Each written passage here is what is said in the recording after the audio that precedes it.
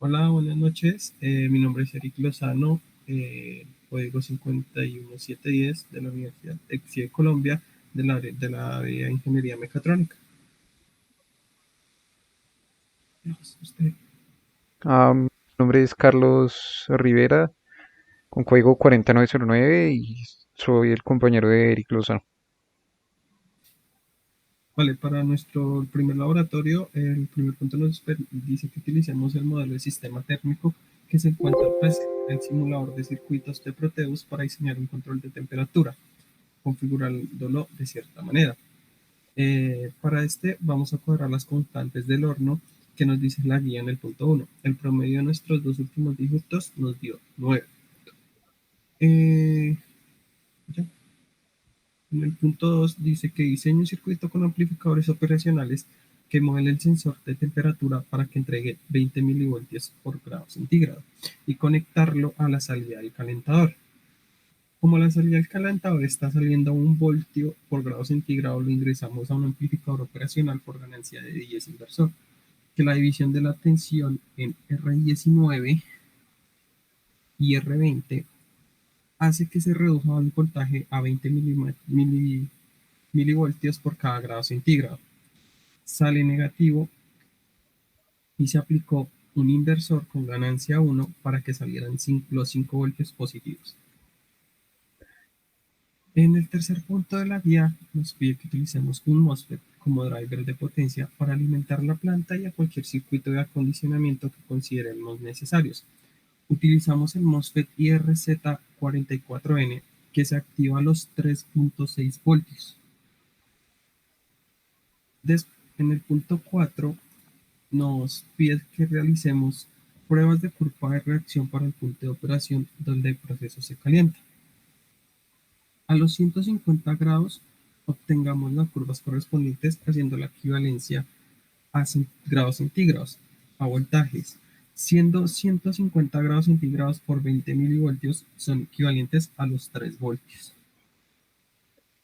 Lo ingresamos al MOSFET para que switche al relé y podamos tomar la curva de reacción exactamente a los 150 grados centígrados, como muestra mi compañero, que aumenta la temperatura. En estos ingresamos un sumador con 600 milivoltios para lograr los 3.60 voltios que necesitan para switchar el MOSFET. Como ya lo explicó mi compañero, tenemos la salida con la cual obtuvimos la curva de reacción, que para este caso importamos los datos desde Proteus a MATLAB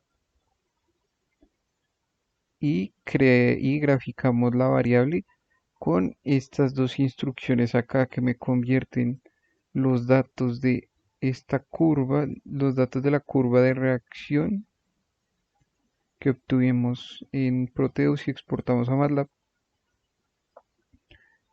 Convertimos los datos de la tabla 1 en un arreglo y los datos de la tabla 2 y los graficamos. Y como se puede ver, al momento de graficarlos, obtuvimos las siguientes la siguiente gráfica, que es la que se encuentra en color azul oscuro, la respuesta a nuestro sistema.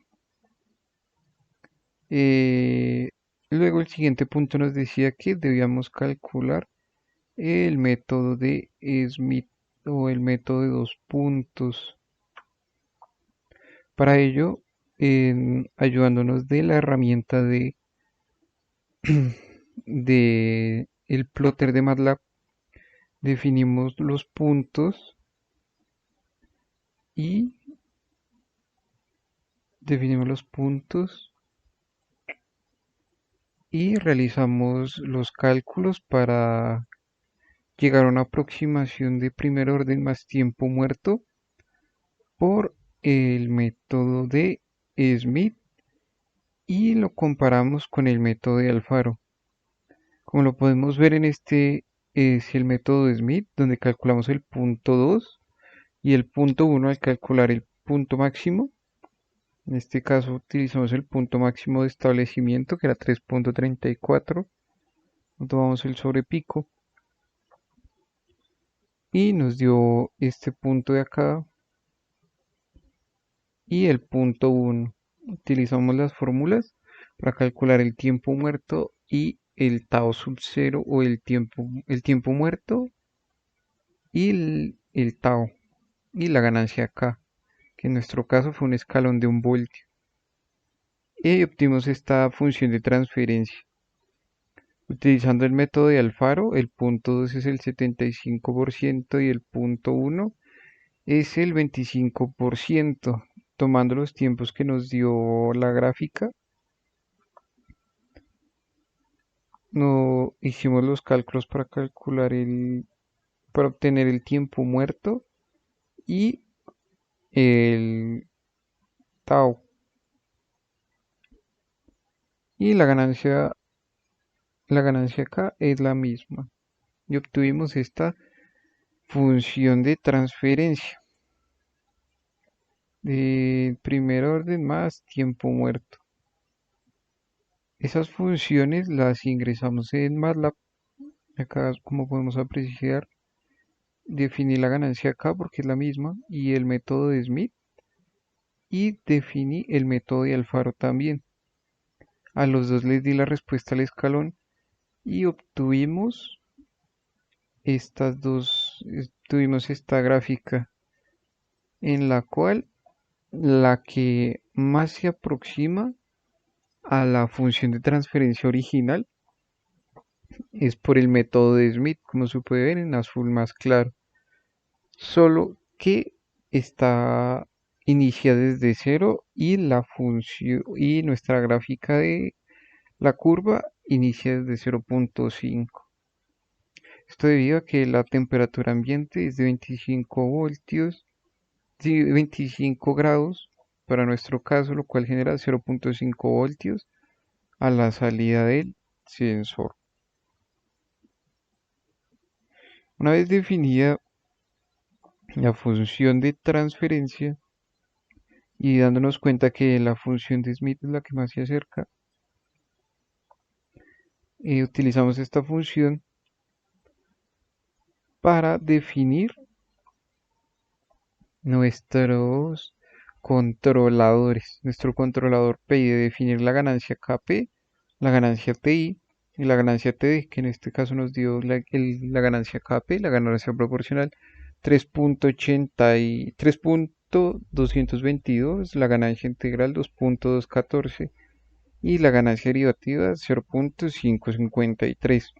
También nos pedía hacer el método de seguimiento a la referencia, en el cual este método es por no, este método es por Siger y Nichols, sintonización de controladores por Siger y Nichols el primero. Y también nos pidieron hacer el seguimiento a la referencia, el método de Smith, en el cual nos dio la ganancia proporcional K, que aquí está, KB, nos dio la ganancia proporcional de 8.816, la ganancia integral de 13.89 y la ganancia derivativa de 0.465. Estos valores nos piden ingresarlos en...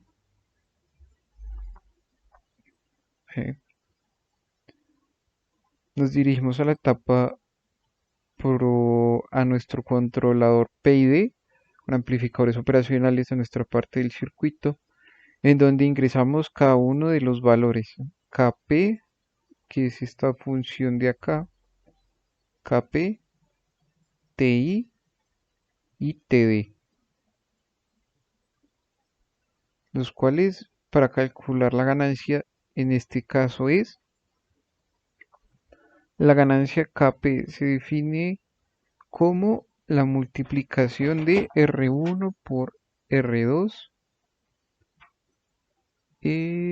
bueno, TD, digo TD, TI, para poder calcular la ganancia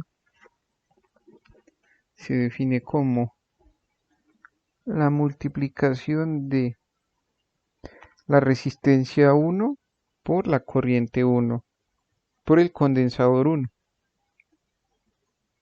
Y la ganancia derivativa se define como el con el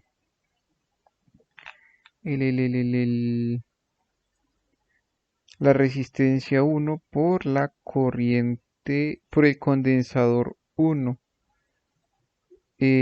sabiendo ya teniendo calculadas las ganancias, teniendo ya calculadas todas las ganancias, ya es muy fácil saber eh, definir los valores, porque podemos definir, no, definir no, podemos asumir el valor de los microcontroladores, no, de los condensadores que sean valores comerciales. Y con un potenciómetro podemos variar la resistencia. Al hacer los despejes nos dieron resultados de resistencias tales como en la ganancia proporcional nos dio un valor de resistencia de 3.3K, lo cual es el 31% del controlador del potenciómetro de 10K.